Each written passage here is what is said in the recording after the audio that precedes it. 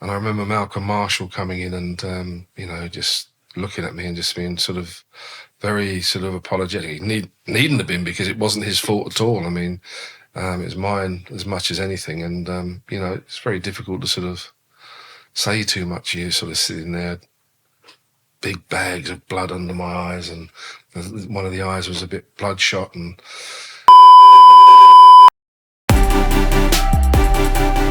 welcome to the Longest Day podcast. I'm Leah, your host and the founder of Broadstairs Consulting.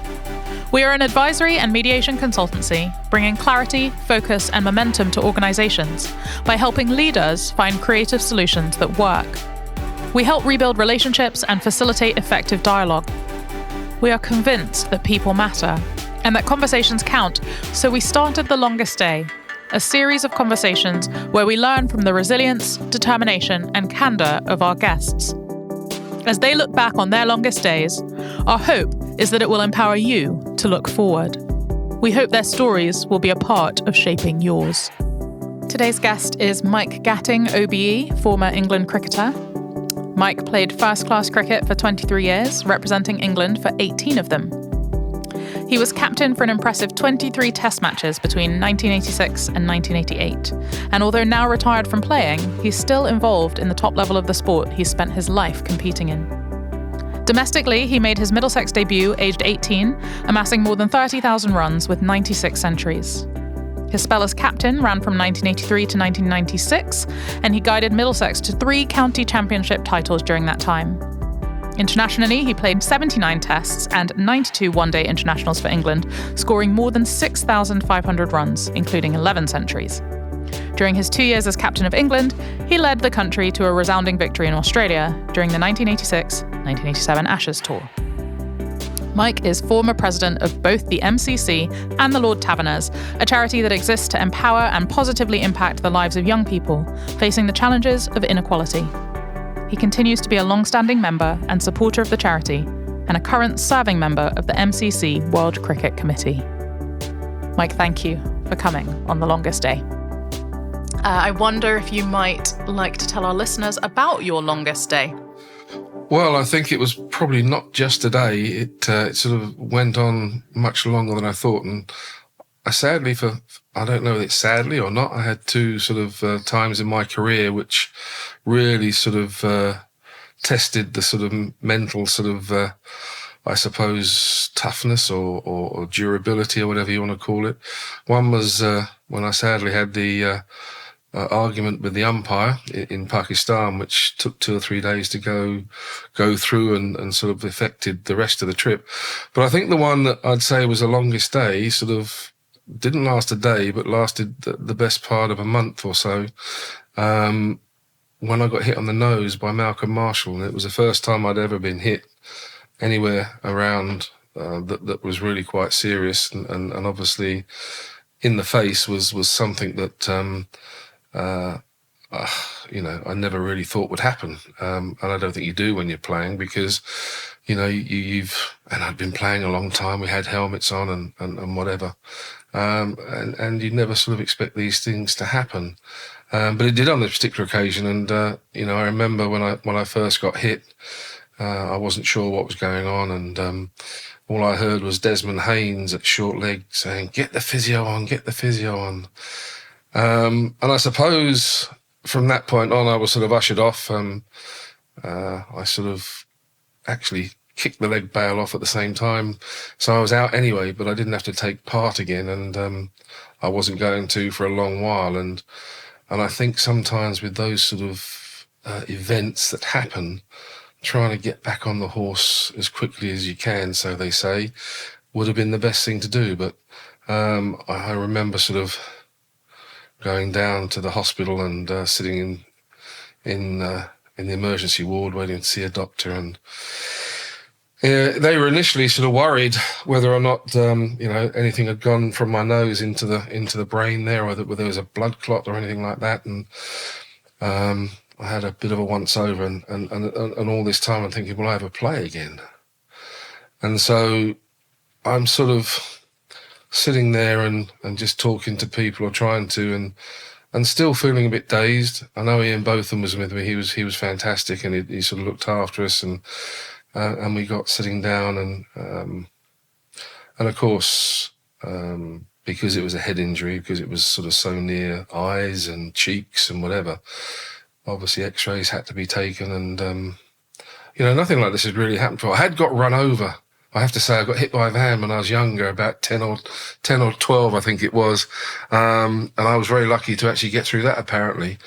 So this was another sort of what I'd say, sort of seismic affair. And I remember sort of getting to the hospital, and it was sort of getting close to time to sleep and whatever. And I was sort of lying down, and we'd taken some pills and stuff just to help the pain and try and sleep. And I remember waking up in the middle of the night, and I couldn't breathe. And I was panicking. All of a sudden I woke up, fortunately, I think. And then for the rest of the sort of 2 or 3 days, I ended up sort of sleeping, trying to sit up because something had happened or they were worried about it. And I remember Malcolm Marshall coming in and, just looking at me and just being sort of very sort of apologetic. He needn't have been, because it wasn't his fault at all. I mean, it was mine as much as anything. And, it's very difficult to sort of say too much. You're sort of sitting there, big bags of blood under my eyes, and one of the eyes was a bit bloodshot. And then we sort of had to decide what I was going to do. Was I going to go to America? Was I going to go home? Who was there? What was going on? And I suppose one of the first, can I have it fixed and come back? Mm-hmm. Because I really wanted to sort of get back into it, and because I didn't want for it to go on so long that you were. If you have an injury, I always think it's best to sort of try and get back quickly but safely. And in this particular instance, I felt I needed to get back in, to do that. And how long was it between the accident happening and you being cleared to play again? It was around about a month, I believe, because I had to get home one, then had to get the operation done. Then once they had I had amazing, had this sort of wiring all through my nose and ended up at the top of my gums, which helped stabilize the nose. I had to get a bit of bone from the bottom of my nose and put it up the top here. So that was always going to take a bit of time. But it was amazing what the surgeons had done. And I said to them before I went in, I said, what are the chances? He said, let's just have a look. He said, we don't know how it's going to work or whatever. And then you've got to obviously, get into a net and have a practice before you go out. And because there's no point you going out if you can't see it, or you've got to wear a helmet as well. So it'd be the first time that I'd ever worn something in front of my face. And again, I was getting worried about, crikey, how's it going to be? I suppose I can only think it was about two and a bit weeks, whilst they let it heal and had a couple more x-rays. And then, of course, I had to have all the steel metal work taken out. And it was only then I had to sort of have a couple of days off because of the operation and the sort of drowsiness of the drugs and whatever. And then we had to decide what to do. And they asked me whether I wanted to do it. So we went up to an indoor school, and all this time I'm thinking, will I ever be able to play again? And this was going to be the challenge. I didn't feel bad in myself. The doctor said, no, everything's okay. Nothing happened to your eyes. There's nothing else. You just had a huge gap in the top of your nose, which we filled, and it's healed quite well. You're going to have to wear one of these face masks or visor things, and then the rest is up to you. And I have to say, I was a little bit nervous. And so we started up the bowling machine, and they started firing a few down. And to my surprise and relief, nothing seemed to be amiss. I was wondering whether, because of the blow to the head or whatever, whether my reaction to be slower or not. And it was then just a question of how far did I want to go with regards to the practice? Did I want to make it as realistic as possible? If I wanted to go back out, which they said you could, providing don't have any repercussions, or, you know, go out and have a good net. So we put the bowling machine on at sort of 85 plus, so it would replicate the Michael Holdings, the Malcolm Marshalls, and the Colin Crofts and Patrick Pattersons of this world. And I started ducking and diving and trying to just get my head moving as quickly as I could, and just trying to get back in. Because again, as I said, I just felt that was the right thing to do. I could have easily just stayed at home. And I have to say, one or two of the West Indian guys said, we didn't think we'd see you back out again. And I said, yeah, you know, he said a lot of people have probably just stayed at home and just waited for the next one. But I just felt I wanted and needed to do it. So I got out there, and there was a game in Barbados, which was sort of a test match after the first one. So they'd played one already, played a second. And then I was coming back, hopefully, for the third. And there was a bit of time in between the second and third, which gave me a time to probably play in the Barbados match, which is where the third test was going to be played. And so David Gower, when I got off the plane, and I got off the plane sort of like, almost like the sort of day before the match. And he said, well, look, you've had a flight. He said, just have a run around, see how you feel. And if, you know, tomorrow, if you're fit, you can captain the team. So I thought, oh my God. So anyway, I had a net first thing that morning, and everything seemed to be okay. And so he said, okay, we'll do it. And I went in at number 3, we lost an early wicket, so I got out there pretty quick, and I knew what was coming from these guys. They were going to test me out. They were going to see, you know, whether I was still up for it and whatever. And I managed to get through okay the first spell, and then this little medium pacer came on, and I thought, oh, I can, you know, get in here, and it would be really nice to get underway again.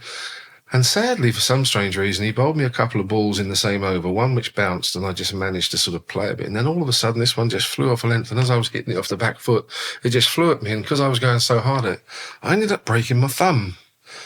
And it hurt like hell, excuse my French. It really did. It hurt even more than my nose. And people just said, you know, what was it like with the nose? It actually didn't hurt that much. It was a bit like a broken nose. I mean, I walked into a wall or two, and I've been hit on the nose before by a ball, but I mean, this absolutely, I mean, it really hurt.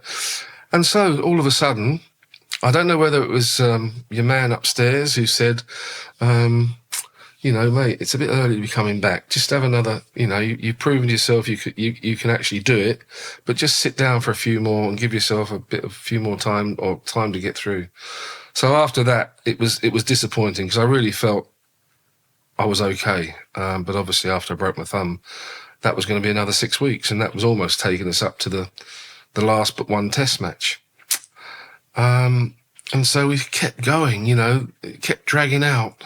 What did you learn about yourself in those 2 successive times of being out of the game? I suppose that the thing I learned was, you know, I think it was good that I was trying to do the most difficult thing, which was probably get back into it. And I think I did that at home by getting on the bowling machine as quickly as I could. And I felt so much better for it. If I'd have been just waiting and dragging the time out, and I had to get in there and do it. And I thought that was good. But I think the real tough one was actually once I broke my thumb, because I was ready to go, I think. And then I knew it was going to be another 4 or 5 weeks. And I think that, you know, you have to keep positive. And I think, to be fair, the people around me were very, very good at the time. The team and the management, they were very positive about it. And they could have just sent me home again after I broke my thumb. They said, no, you've made an effort to come out. You know, we want you to play at some stage. And that helped. And it made me feel it was the right thing to do. And I've always felt that, you know, sport's never easy. It's not an easy game. And you know, it challenges you all the time. And I think you've got to rise to those challenges. You've got to be sensible, though. You've got to listen to people. And I think, you know, I just felt I was in a good place because of the support I got initially from others and the encouragement. But as I say, with myself, I just felt challenges are there, whether it be on the pitch or off the pitch.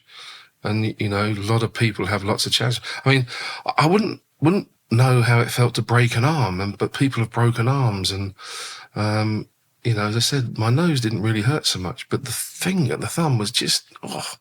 Anyway, I learnt some important lessons that you know, when you are in that frame of mind, you do need other people. It's very clear that you had the right people around you for all of those times, and that coupled with your own self-belief enabled you to continue on in your career. What would you say to someone who isn't surrounded by that kind of support, who has talent, who is very committed to their sport, but lacks the infrastructure to help them through that adversity? Well, that's sometimes very different. I mean, you know, when you're playing a team sport, there's always somebody there. And I suppose individual sports are slightly different, but you then have your team of coaches and your team of people that are around you. So they're very, very important. To the people themselves, you have to have that inner desire. I mean, if you haven't, then I would suggest that, you know, you will never get to where you need to get to. If you don't believe in yourself in many respects, then others won't believe in you. But if they see you wanting to do stuff and wanting to be positive, then that helps other people, I think. So although you're looking for people to help you, you've got to help them. And I think it is important that the person that's there shows the enthusiasm and the desire to want to get back on that horse as quickly as possible and show they're prepared to work to do it. And I think it's a two-way thing. And that to me has always been important, like the team was, so that you know, and I think that's what I love about team sports more than anything, is that, you know, a lot of the kids this day and age, we have this mental sort of challenge because they can't find friends or whatever.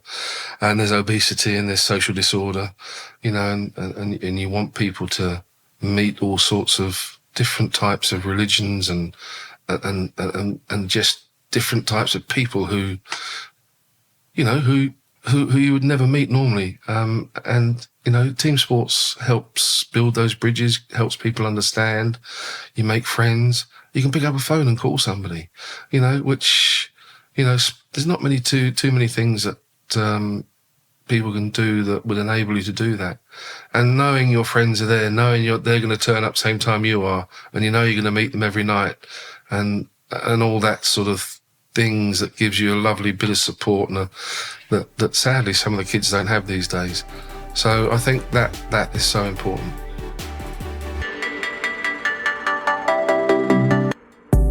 Are you feeling stuck? Has conflict got you down? Have you considered mediation? Mediation is a confidential and flexible way to resolve conflicts. 86% of all mediations end in a solution, saving time, money, and stress for all involved. Thanet Mediation Centre, a Broadstairs consulting initiative, offers mediation services to individuals and organisations in Thanet, Kent, and further afield. For more information or advice, email us at info@broadstairsconsulting.com. We are here to help you move forwards. As you look back over your career as a whole, is there anything that you wish you'd done differently? I suppose, yeah, there are, but it would take other people to do things differently as well. I think what happens when you're in a situation because certain people, and it's not necessarily you that have done things, it's other people that have, if you like, instigated or pushed or shoved or steered you into that sort of position, to be fair. And I think I've always felt that I would always try and treat people the same way I'd like to be treated myself. I will always want to try and be, you know, honest with the guys in my team. If I was captain, I would want them to know that I would do things that I'm asking them to do. I wouldn't do anything that I wouldn't ask them to do or me to do. So I suppose maybe I'm too straight. I don't know. I don't know whether there were things I could have done, but I just felt in times that I might not have wanted to do something. I got pushed into doing it, to be fair. And maybe I should have been stronger at a couple of occasions and maybe diverted down a path or two that I ended up going down. And I suppose I'm sort of, if you like, alluding to the tour I went on to South Africa. I mean, I've never enjoyed racism at all. I always try and treat everybody the same way I'd like to be treated myself. And everybody's different, and that's the end of it. And, you know, but they're human beings. It doesn't matter what colour they are or whatever. And you end up sometimes doing it, you think, for the family. Sometimes you have to try and do something different. And some people say, well, you could have helped by doing it differently. So, yeah, I got steered down a path a little bit that I wouldn't have liked to have gone through. People might say you should have been stronger, maybe, yeah. But I don't like unfairness. And when that comes, then people say, well, it's a bit unfair with people being racist, isn't it? I said, yes, it is. I said, but I can't do anything about that. Well, I can to a degree, but I can't if it's that inbred that it's not changeable. And I think, sadly, still we've got a lot of places that are like that. And it's sad because, you know, people should be treated equally. End of story. What do you think leadership in sport most needs to be able to improve on that score? The two most important things for me, or three actually. One is being honest with people, and doing and saying what you're going to do, and giving people, if you like, the picture and how you want people to behave and sticking to that. Obviously, communicating that is huge. So the honesty, the communication, but the ability to listen as well when you're sitting with a team, especially, and to listen and allow them to say their piece. And, you know, the other bits, you know, you earn respect. And I think that comes with honesty, and communication, and the ability to listen. And yeah, so for me, those sort of things, and obviously trying to lead by example, I would say those sort of 5 things to me would. And if you're looking at any business, and I mean, and I suppose, you know, treating people the same way you'd like to be treated yourself within there, and I know in an office it's quite interesting sometimes. The boss sort of walks past people and doesn't even say good morning. And you know, that to me is not good. I mean, you know, if you're walking past somebody, especially one of the people working for you, good morning, how is lovely, you know, nice. And some of them just walk straight past. Some of their doors are open, some aren't. And sometimes they have to be shut, but, you know, I would like to think I was, you know, being approachable as well. I mean, if you're not approachable, then you can't work with people. Yeah, they're the sort of things that I believe that, you know, you've got to empower people to take responsibility. You want to empower people to be accountable. And only you can only do that by talking with them and working with them and showing them. Last question. If you had to live your longest days again, what food would you choose to fuel them? Oh my goodness.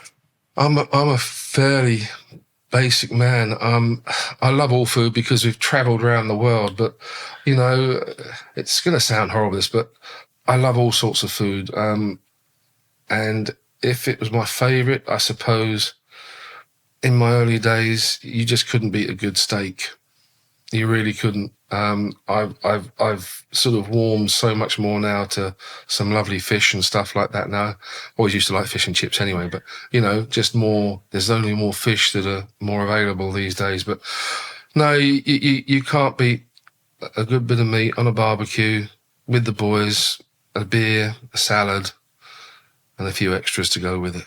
Mike, thank you so much for sharing your story and many of the things that you've learned in your career. It's been an absolute privilege to have you on The Longest Day.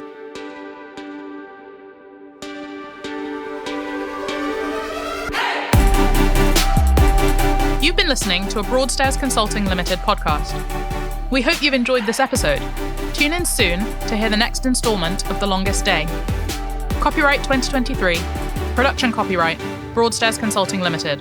All rights reserved.